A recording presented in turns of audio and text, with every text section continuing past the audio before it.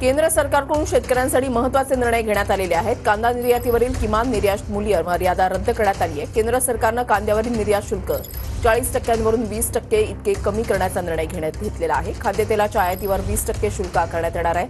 Refined soybean, सूर्यफूल आणि palm तेलावर custom शुल्क हे 12.5 वरून आता 32.5% करण्याचा निर्णय घेण्यात आलेला आहे। बासमती तांदळाच्या निर्यातीवरील किमान निर्यात मूल्य मर्यादा ही रद्द करण्यात आली आहे। सरकारच्या या निर्णयानंतर मुख्यमंत्री एकनाथ शिंदे, उपमुख्यमंत्री फडणवीस आणि अजित पवारांनी केंद्र सरकारचे आभार मानले।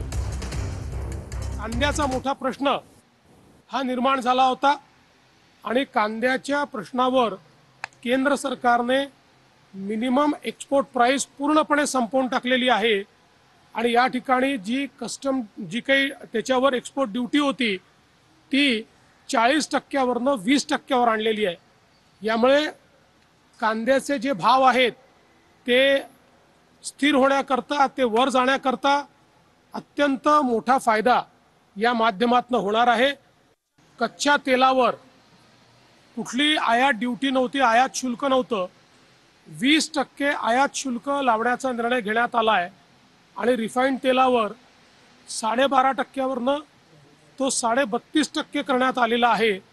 त्यामुळे सोयाबीनच्या शेतकऱ्याला प्रचंड मोठा त्या ठिकाणी फायदा होणार आहे आणि सोयाबीनच्या किमती बाजारामध्ये वाढण्याकरता त्याचा एक मोठा फायदा होणार आहे।